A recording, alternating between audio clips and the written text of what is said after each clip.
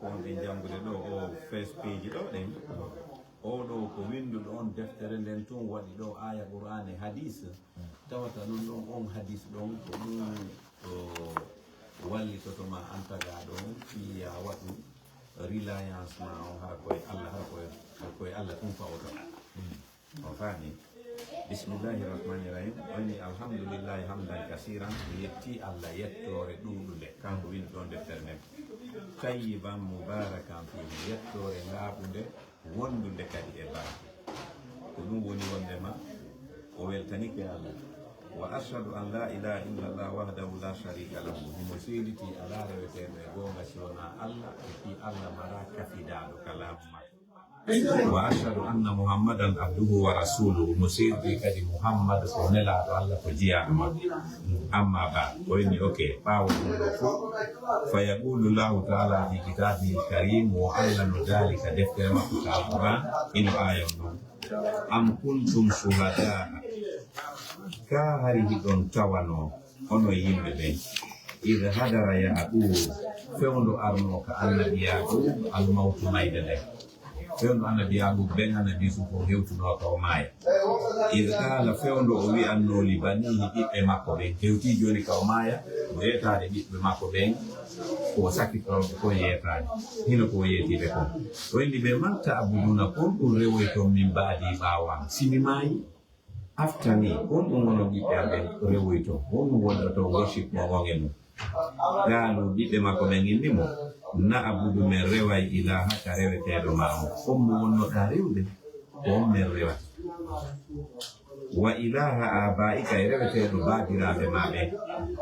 ɗum ko ibrahim wa ismail wa ishaq omo ɓeɗo reway noon on men rewata ilaha wahida on ko reweteɗo goto wa nahnu menen lahu wonande on muslim wonande ɓe jebbilani mumene waɗi sorenda ko woni muslim ko woni wongol muslim is to surrender ko woni islam ko wongol surrender anda piiji ɗum fo a wata wadde ko Allah wawi wadde ok joni noon wa sahha min hadith ibn abbas radiallahu anhu ma qala o waddi joni noon o andi o waddi aya qur'an ne imo waddude kadi hadith hara on ɗon hadith woni related to the verse to the qur'an a famine o aya qur'an o mo janguɗen ɗo ko ɗum aya on woni wolde fimu is to worship Allah alone ko tawhid a famine joni noon o hadith mo woni adduna ɗon kadi link no wodi hakkude hadith on e aya on hadith on kadi ko yetotoma ko fiya rew Allah tan kala ko torotoɗa hara ko kanko torotoɗa kala ko woni hara ko piiji ma ɗi fo ene waɗi sorenda e Allah o ɗum waɗi ɗum mbayi o lanni yadde o aya ɓuran ɗo ka suratul bagara fi tawhid fi hollugol wondema Allah ko goto ko on ɗon tun kadi dowaɗa rewde joni noon wadde kadi hadith nelaɗo fi ko sembinta ɗum ɗon ko tiiɗinta fi ɗum ɗon wa sahha min hadith ibnu abbas radiallahu anhu ma qala wondema ibnu abbas ɗo filli hadith o enni kuntu khalfa nabiyi sallallahu alayhi wa sallam yawma ibnu abbas ni ñande go hari miɗo jooɗi ɓaawo nelaɗo ɗum kaka puccu nelaɗo nelaɗo ka puccu mum ibnu abbas ko pay kun to so kungi mo sipporti mo ibnu abbas no jooɗi ɓaawo nelaɗo no jooɗi yeeso ka puccu faqala nelaɗo inni ya hulam wanyo payku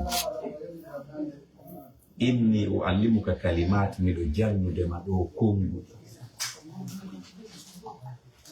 ihfazillaha yahfazka reenu fi Allah Allah kadi renete ihfazillaha tajidhu tujahak reenu fi Allah on a taway mo takkoma say niɗiniɗa mo haray mo takkoma kanko ida sa'alta fas'alillah sa falama landagol service sa falama toragol toro Allah wa ida sta'anta fasta'in billah sa falama ɗaɓɓugol assistance ballal kala ko inete ballal ɗum woni assistance sa falama ɗaɓɓugol ballal ɗaɓɓir Allah wa alam anna al ummata law ijtama'at ala an yanfa'uka bi shay'in lam yanfa'uka illa bi shay'in qad katabahu Allahu lak nelaɗo yeti ibnu abbas o indi ibnu abbas andu wondema si aduna Allah on fof hawtiti fi wallirgol ma goɗɗum ɓe wawata wallirgol majum sina hara Allah windino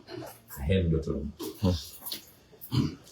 wala wijtama'u ala an yadurruka bi shay'in si ɓe fof kadi anna on fo hawtiti fi lorrirgol ma goɗɗum lam yadurruka ɓe wawatama lorrigo illa bi shay'in kad katabahu llahu alayka si wona hara ko kiwum Allah windino a lorrora e hella ɗon rufi'atil aqlam wa jaffati suhuf onni karambi ɗin townanoma ɗeri ɗin yori. That means the destiny has been Allah has finished with it. Everything has been recorded, finished. Afamine jonon o hadith ɗonen onon nelaɗo jannani ɗum ɗo Ibnu Abbas o yetoto moni si o faala toragol o toro Allah tagaɗo ɗi mojo ma no andirɗa noon a wawata hunde tagaɗo kadi wata hunde o woni so falama ɗaɓɓugol ballal yo ɗaɓɓira Allah ballal fiyon ɗum o woni si aduna Allah o fof hawtiti fi waɗa okkugol makkum ɗo ɓe wawata sina hara Allah windino destiny ma a hendoto ɗum go woni si aduna Allah o fof kadi hawtiti fi jaɓitugol kum ɗo e jungo ma ɓe wawata si wona hara Allah windino ka destiny ma a lusinoto woni kam kala nogol woni rufi'atil aqlam woni aqlam pens karambi ɗi woni ɗi townama. That means ɓe lanni windude ko windete wa jaffati suhuf ɗeri ɗin yori. Suhuf means pages ɗoni ɗeri ɗin o yori walla windata kon fof fima windanoma hari ɗaka reedu mama o ñande goɗɗo heɓi lebbi nayyi hara reedu jon heɓi lebbi nayyi ko nden ñande ɗum woni Allah imminta malaikajo ya winda piiji nayyi. Donc o hadis ɗo no woni linke on ɗon hadis piiji ɗin fof windanoma joni noon si a ari ka ɗumay koye hoore ko winda kon yahata.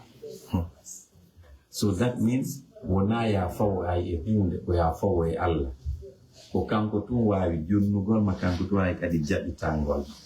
Si aduna Allah on fof hawtiti fi jonnugol ma goɗɗum ɓe wawata si wona hara windanoma hendoto. Si aduna on fof kadi hawtiti fi jaɓitugol goɗɗo e jungo ma ɓe wawata si wona hara Allah innino ɗum ɗon jaɓita. Joni noon hiɗen arde e deftere nden tigi. Bismillahi rahmani rahim.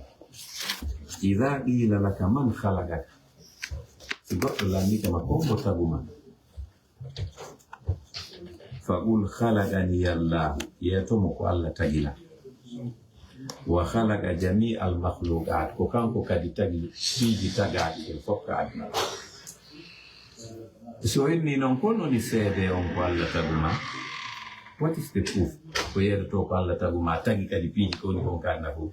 Si a wolani goɗɗo mo lanotoma addu proof. Ok, wat dalilu ko woni seede on qawlullahi taala ka kalada ɗon ka suratu Zumar, Allahu khaliqu kulli shay'in. Quran, verse Quran, aya Quran, Allah inni Allahu ko Allah khaliqu woni taguɗo kulli shay'in kala hunde. Kulli shay'in accali hay hunde woni kala hunde. Donc si goɗɗo landike ma hombo taguma sa inni ko Allah tagi piiji ɗen fo ena ko noni proof o inna yaw ka suratu Zumar ndara Allah nayi ɗon Allahu khaliqu kulli shay'in ko Allah woni taguɗo kala hunde piiji ɗen fof included you. Ɗiɗi on idha qila laka man rabbuka, si goɗɗo kadi arilandike ma ko hombo jeeyima faqul innu Allahu rabbi, ko Allah jeeyimi, wa rabbu kulli shay'in, kanko jeeyi kadi kala hunde. Si woni bon ko woni seede o wonema ko Allah jeeyima ko Allah kadi jeeyi piiji ɗin fof addu proof o. Innamo wa dalilu ko woni seede o ngawlullahi taala ko Allah tigi dalika Qur'an ɗum le on to suratul An'am. O inni qul yeetoɓe yo nelaani a ghayra Allahi e ko tana Allah abqi mi ɗaɓɓanta on rabban jeyɗo wa huwa ko Allah le rabbu kulli shay'in woni jeyɗo kala hunde. Ɗum ɗon woni goo. Innamo kadi ɗuma ɗiɗaɓo on seede ɗiɗaɓo on ko hollata wondema ko Allah jeeyi piiji ɗin fof qawluhu ta'ala ka kala da don ka suratul fatiha alhamdulillahi rabbil alamin ay alhamdulillah mi yetti Allah ma yettore wodani Allah rabbil alamin jeydo windere the universe fami kala ko woni ka aduna rabbil alamin kanko woni jeydo dum kanko jeyi ownership ala gandi be ngini ko min jeedu be yo ala wo sedemo okay si tay ko an jeyi ko fiyon nyande mayda hatta na ko andi goddo no mayda tindir moy auto makko may silileru makko may villa makko no si tay no ko kanko jeyi on nabora kono arduda non dum wonda musulman jo wonda chrétien jo wonda har ko yitere wata fop no fottani dum si goddo may fusona ko no nay gor ko religion ma anga religion no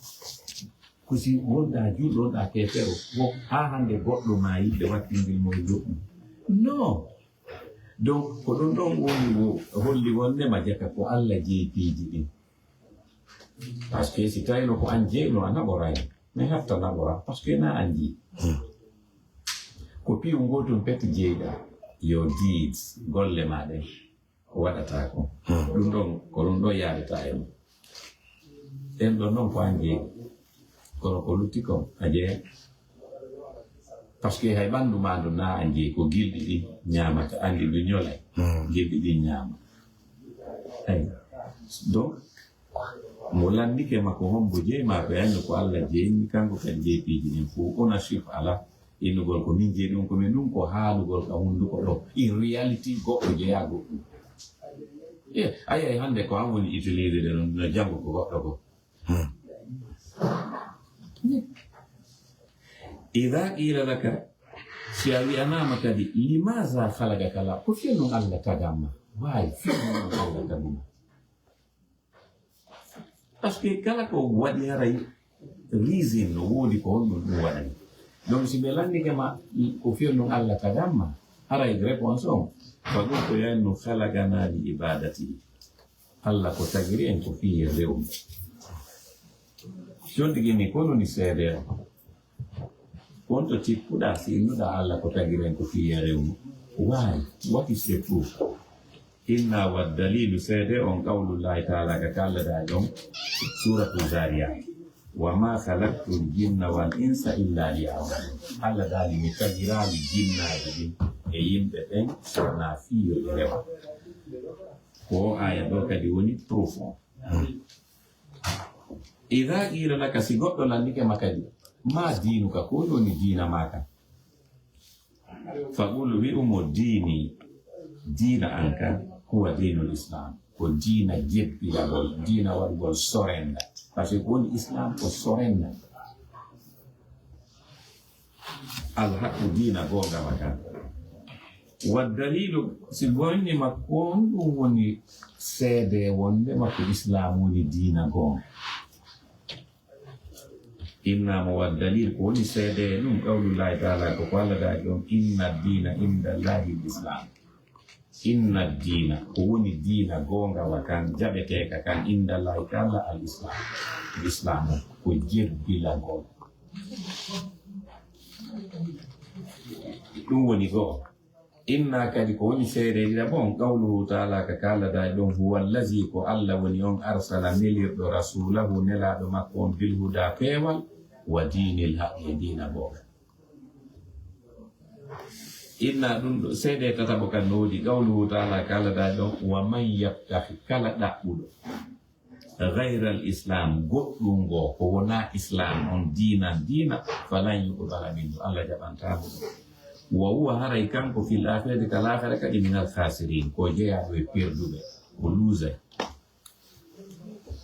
sibendi makadi fa idha ila laka sigoto la nika makadi man nabiyuka ko mboni annabajo mawo faqul wi nabiyyi annabijo ango wa nabiyyu hadhihi al-umma annabijo de mofte do jami'an e fop majje huwa muhammadur rasulullah sallallahu alaihi wasallam ko muhammad lena non kono ni sede wonde mako muhammadu ni annabajo fi de mofte fendi de fendo do wa dalil ko ni sede on qawlullahi ta'ala ko kala dal don ma kana muhammadu muhammadu lataki aba ahadin ben hay goto min rijalikum immorde worɓe monɓe walakin kono rasulallahi ko nelaɗo allah wa khataman nabiyyin ko kanko woni timmode annabaɓe ɓen kanko sakkidi e annabaɓe ɓen bo ɗum o ko suratul azab proof ɗiɗama on qawluhu taala ka kalaɗa ɗon huwa alladi ko allah woni on ba'asa nelirɗo fil ummiyina ka araɓeɓe ɓen rasulan nelaɗo minhum jeyaɗo e maɓɓe yatlumo no janga alayhim ɓe dow maɓɓe ayatihi ayaje makko ɗen wa yuzakkihim o laɓɓina ɓe shirk wa yuallimuhumul kitaba o andina ɓe deftere men wal hikmata e ñeñƴal sariya wa in kanu hari ɓe laatinoke min qablu ko adi la fi dalalin hiɓe majjere mo mbini bangude ɓe darade on ɗo joni noon mi translate na imojo mon on okay. Okay, Bismillahirrahmanirrahim. So, the introduction of this book, the author selected a verse in the Quran as an introduction. As you know that any book that is written has a preface, okay? Now, this verse of the Quran that the author selected is a verse that will strengthen your faith in Allah. That is the objective of this verse. Allah mentioned in Surah Al-Baqarah, Am kuntum shuhada'a idh hadara Ya'qub al-maut. Whenever death strike Ya'qub, the prophet Ya'qub, the father of Joseph, when at the point of death, idh qala li banihi ma ta'buduna min ba'di. He asked his sons. He was having 12. His name is Israel, okay? So that is why they say the children of Israel. Israel is Ya'qub. So his children are these 12 sons.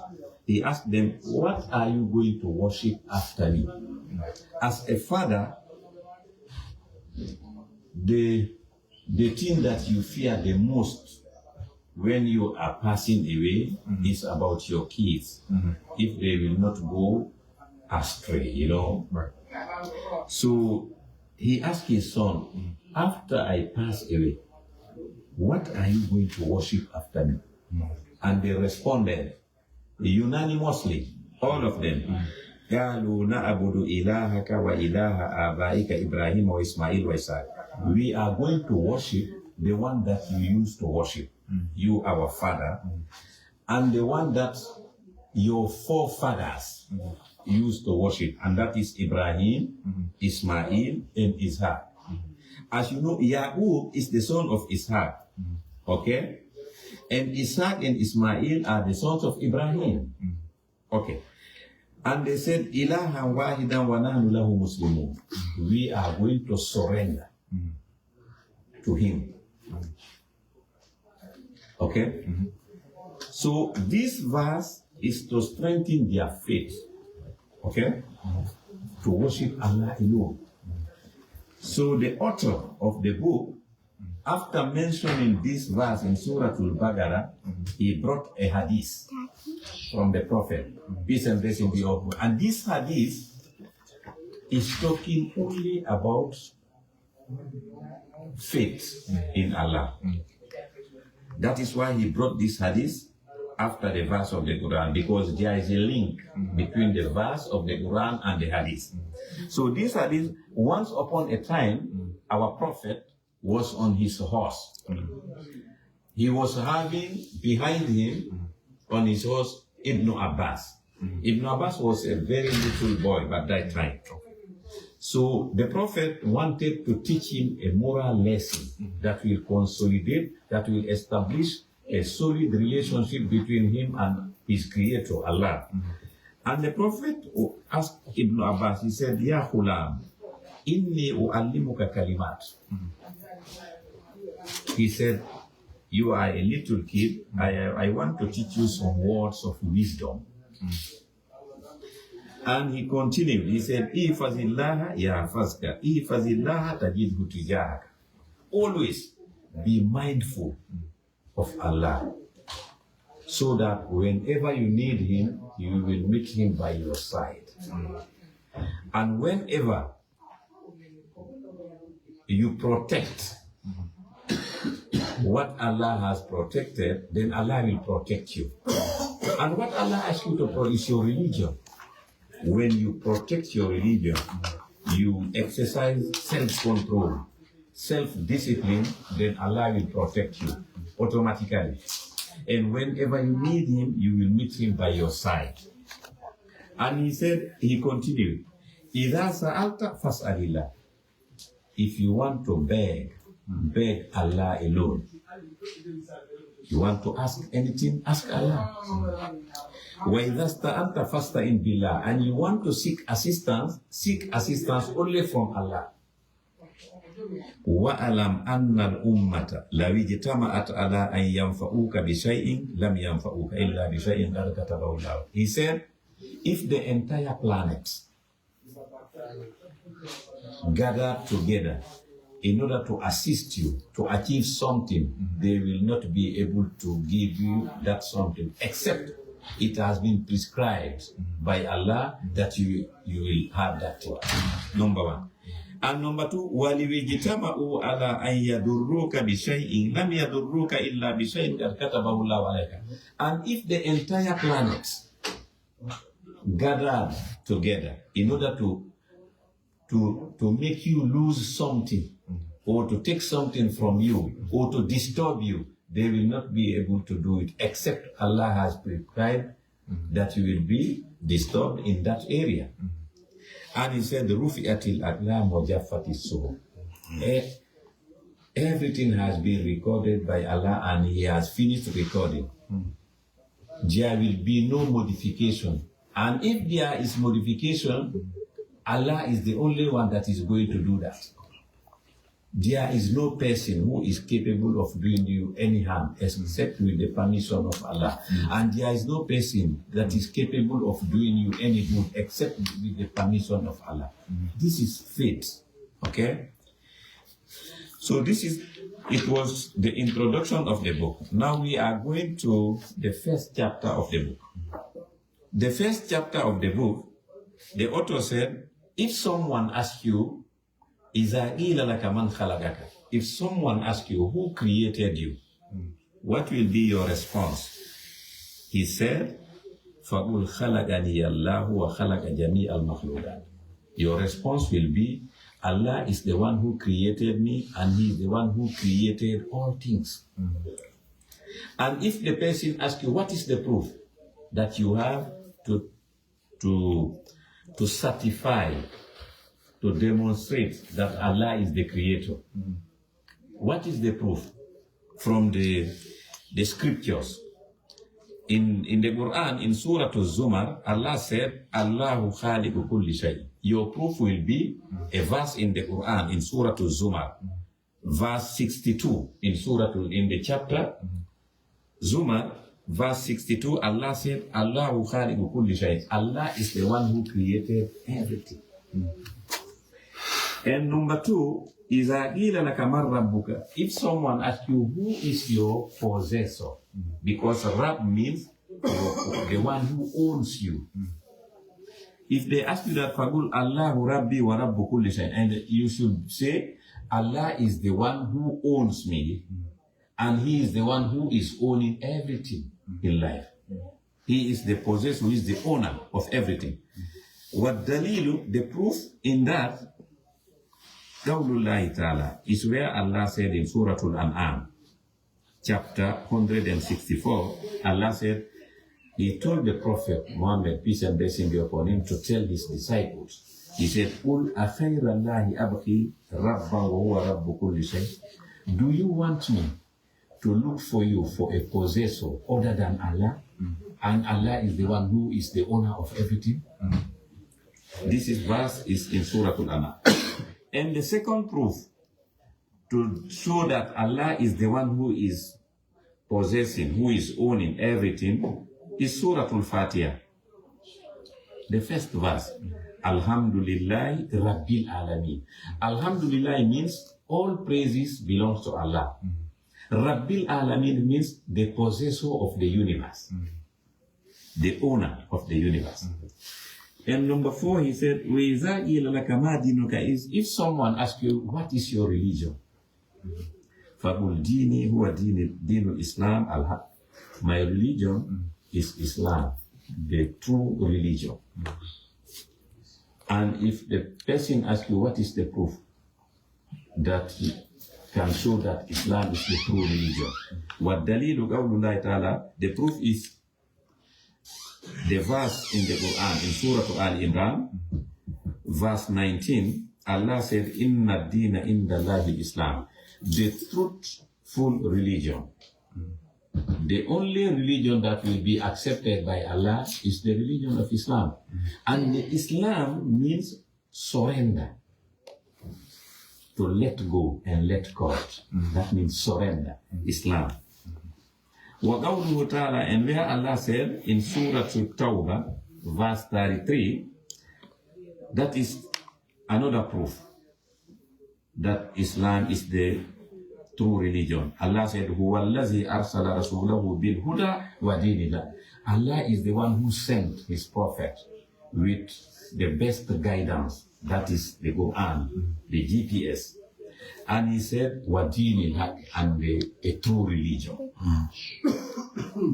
In another verse, another proof, Allah said in Surah Al-Imran also, وَمَنْ يَبْتَغِ خَيْرَ الْإِسْلَامِ دِينًا فَلَنْ يُقْبَلَ مِنْهُ وَهُوَ فِي الْآخِرَةِ مِنَ الْخَاسِرِينَ. Whoever look for another religion other than Islam, his religion will not be accepted, and in the day of resurrection he will be among the losers. And for إِذَا قِيلَ لَكَ مَنْ نَبِيُّكَ, if someone asks you, who is your prophet? فَقُلْ نَبِيِّي وَنَبِيُّ هَذِهِ الْأُمَّةِ جَمِيعًا هُوَ مُحَمَّدٌ رَسُولُ اللَّهِ صَلَّى اللَّهُ عَلَيْهِ وَسَلَّمَ. Your response will be, my own prophet and the prophet of this nation of Islam is Muhammad, the messenger of Allah, peace and blessing be upon him. He is the true messenger, a messenger, and he is the last of the prophets, Khatam al-Nabiyyi. Then another proof, in Surah Al-Jum'ah, verse 2, Allah said, هُوَ الَّذِي بَعَثَ فِي الْأُمِّيِّينَ رَسُولًا مِّنْهُمْ يَتْلُو عَلَيْهِمْ آيَاتِهِ. Allah is the one who sent to those who will not read or write, that means the Arabs. Because, they were not known by people of knowledge by that time. So they were in ignorance.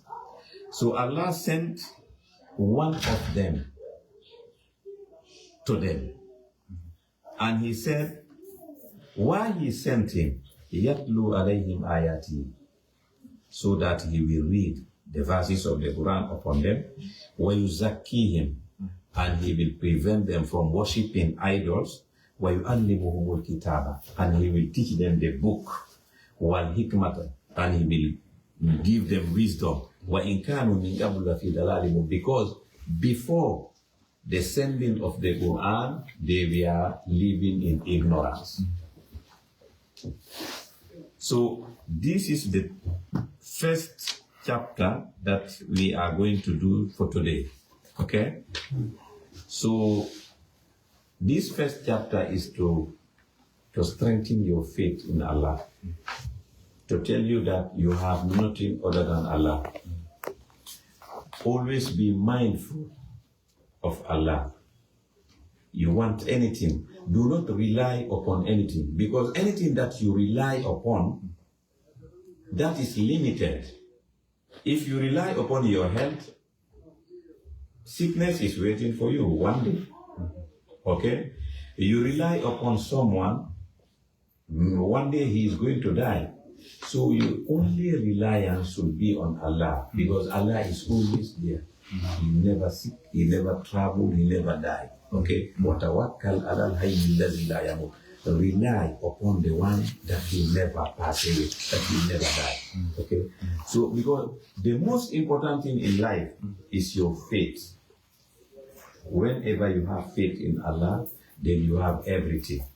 But if you do not have faith, if your faith is very weak, then any problem that you experience in your life, the problem will, become heavier upon you. But if you have faith, anything you are a rock. You become like a rock. Nothing will shake you with your faith, with your tawheed, with your aqidah. If you have that, no. But if you don't have this solid faith, anything that happens to you, it will bother you. It will disturb you. You see, you cannot handle things. The challenges of life, you only become able to handle the challenges of life with the faith in Allah.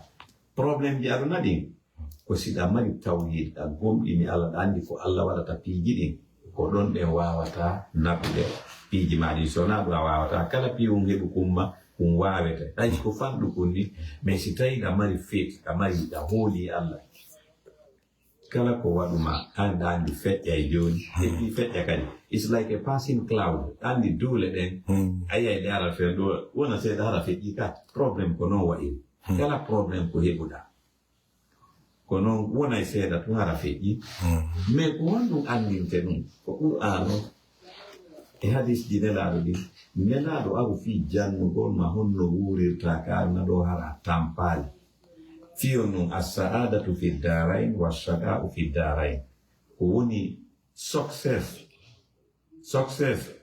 ko kaduna do fuɗɗoto nata e aljanna ɓe ko ɗo ɓe fuɗɗoto wonde successful ɓe wona successful e o aduna ɗo ɓe wona kadi successful kala har fi on nun parce que ko kamɓe tun heɓata peace of mind. ala bi zikrillahi tatma'innul qulub. The only thing that is going to give you peace of mind is when you are related to Allah. When you know Allah. If you don't know Allah, you will never experience peace of mind. Now, bank account ma on Junet peace of mind. Fani. Una material possessions, material things, no. The happiness of material things is very short, it's very fleeting.